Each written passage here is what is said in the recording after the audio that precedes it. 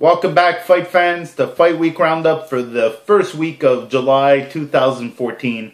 I, of course, am Manny MTL or Manny Montreal. Check me out on Facebook and Twitter. Hit me up, follow, like, all that good stuff. Now, first off, happy Canada Day, everyone. I know of one dude in particular that's going to be a very happy Canadian. That is the new Canadian middleweight champion, Francis Lafreniere.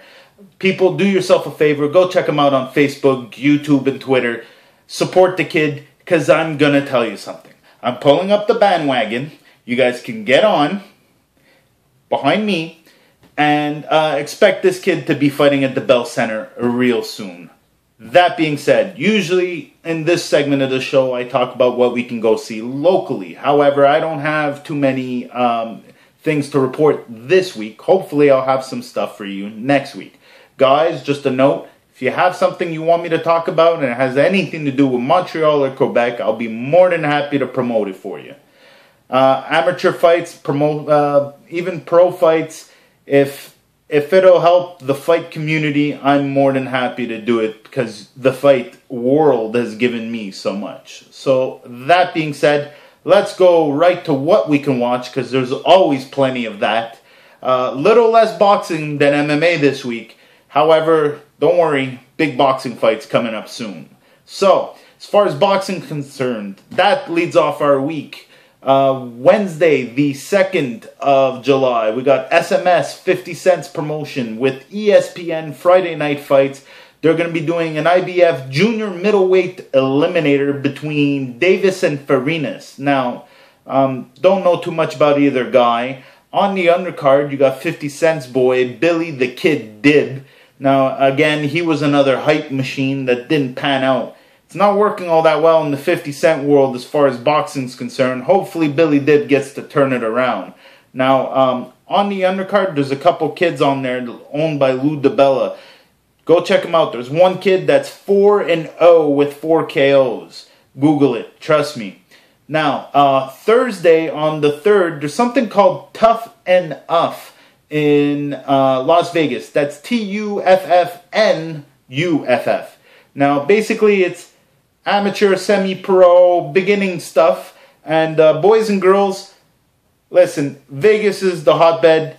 All these guys are trying to get themselves fights so that they can have some sort of history or at least ring intelligence and at least some sort of record to present other promotions. I mean, it's just a good idea to have this going on. I support it. If you get a chance, stream it, Google it, just at least look it up. It's very interesting. Now, Friday on the 4th of July, Queensland, Australia, for some reason, we're having a rematch between Cassidis and Earl. Now, these guys fought in 2007.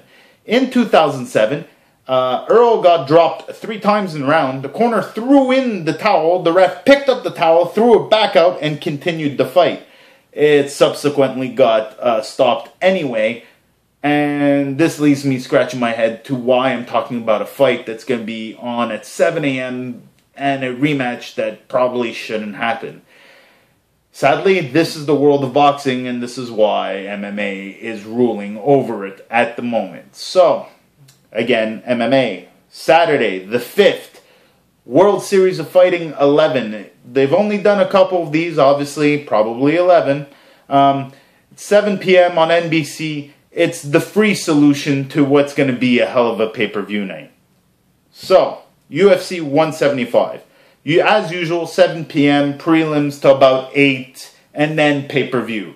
So, obviously there's a shitload of fights I could talk about, but I'm just going to highlight a couple that I would suggest you look into.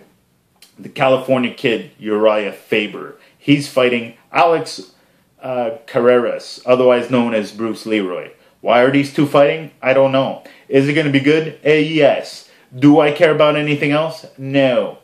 Next, return of Steven Struve, the skyscraper. When this kid puts it together, he is very fun to watch.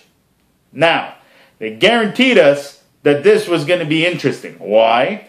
Because the guy he's fighting's nickname and whatever stage name is Meat. That's right, Matt Mitrione. The guy hits like thunder. And, I mean, need I say more? However, the girls are fighting. Ronda Rousey, the champ, is fighting Alex Davis. She's Canadian. I gotta support Alex. It's hard to bet against Ronda. Ronda's so tough. I'm kind of into it. I won't lie. She's kind of got me. However, Alex Davis, one tough chick. She's one of those chicks that scares other chicks in a bar. She doesn't care about eating a punch. A lot of these girls do, trust me. However, that being said, this doesn't mean she's unskilled. You don't want to go to the ground with her. You're not going to want to trade with her. You're not going to want to stand with her. You're not really going to want to do too much. However, Ronda seems to have the magic key to basically mess with anyone. So, it's going to be an interesting fight. I predict blood, and I predict fight in the night. The girls will make the boys cry. That is how it's been going, and I have no problem with it. So, if that's not enough for you, you've got the main event. Lyoto Machida versus Chris Weidman. Now, I'm a little apprehensive about this weight class because the last top three guys, the last three names in the division just got huge drug test issues. And the UFC's rolling out new drug tests and, tougher restrictions and rules with all of that. So, hopefully they'll clean up the sport a bit because, it's sad to see a guy like George St. Pierre get frustrated that, he can't, be seen as the proper champion when, I would say there's been some questionable opponents. Now, if anything, all of this makes Anderson Silva look that much better. Now, back to the main event. Chris Weidman, the belt holder, versus Lyoto Machida. Chris Weidman's only had the belt for the last two Anderson Silva fights, and even then he hasn't put in that many rounds. So he's going to get to put in some rounds, and Lyoto has no problem just doing 5 rounds. Lyoto's had the belt. Lyoto's just a strange dude, and kind of changes up his motif every time, so it's kind of hard to train for him. Then on top of that, he could switch from southpaw to right-handed to, throwing kicks to straight kicks. He likes being elusive, does this whole karate thing. It's going to be a good fight. It's going to be tough to beat Ronda and Davis's fight, but, it's going to be a good fight. Now, if pay-per-view is not your thing, UFC's got the solution for you, because on Sunday, the 6th, at 7 p.m., Fox Sports 1, or Sportsnet in Canada, Tough 19 wraps up. Now, thank God, because this was one of the worst seasons ever. Who's fighting on the undercard? No clue.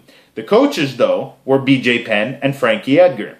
Now, Frankie Edgar, I'd pay to watch fight anyone. Why? Because the guy will show up, the guy will perform, the guy will do everything that is humanly questioned of him.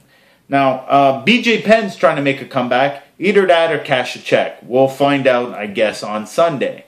Now, the best part about all of this is that once it's all wrapped up, we're going to start a new season. And they're doing flyweight girls. So I predict, again, women will make the boys cry and make their season better again. It's going to be the 20th episode or series of the Tough series. So I'm looking forward to it. So that being said, fight fans, I'm Manny MTL. Hopefully you guys like this week's episode. If there's anything else, hit me up. I'll be more than glad to talk about it in next week's episode. Peace!